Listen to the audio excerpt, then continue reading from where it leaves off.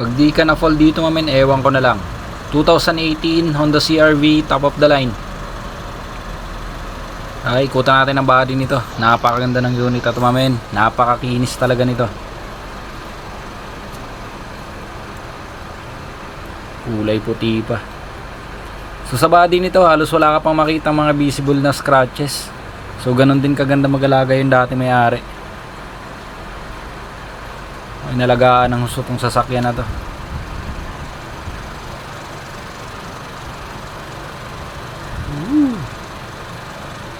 Napakaganda.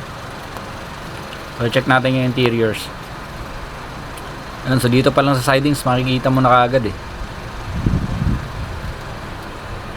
Dashboard. So naka leather seat na yan. Pati mga leather seat nito mamen, harap hanggang gitna, pati sa likod. Napakaganda ng kondisyon. Ceiling, wala ka pang makita mga kalmot, mancha. Napakalinis. Dito sa gitna. Yan, sidings pa lang. So naka double matting yan, may plastic siyang matting, tas mayroon pa yan sa ilalim. Napakalinis ng ceiling. Makita mo yung mga kondisyon ng mga upuan, napakaganda pa. Nilaga ng gusto. Ewan ko na lang mamen pag di ka na in love dito.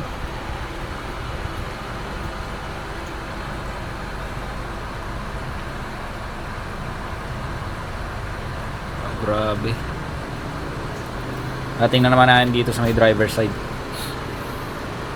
So pati dito yung sidings nito, so ito madalas yung pinakagamit na sidings pero napakakinis din dito. Pati sa upuan, yung driver seat napakaganda. Check natin milyahe. Yan, 56,000 plus mamen, 2018 model. Salute sa dati may-ari nito. Ang galing mag-alaga ng sasakyan. Yung likod nito parang hindi ginamit na pinangkargahan. Yan, so dito makikita mo yung ceiling niya, walang yung para mga kalmot o kahit anong mancha. Napakaganda.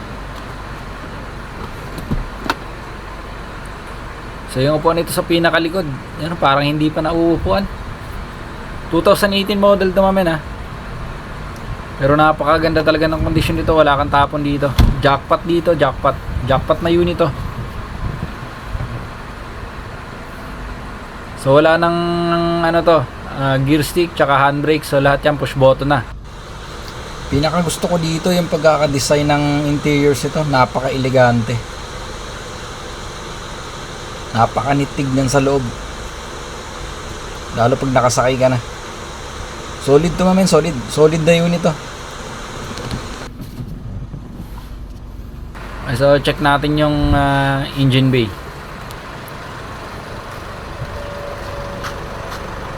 Silipin na rin natin to, ano meron sa ilalim nito, ilalim ng hood. So ito mamen, hanggang sa engine bay, kita mo naman parang brand new. Ang ganda. So baka interesado kayo dito mamen, mag-iwan lang ako ng contact number dyan sa description, kaya nang bahala.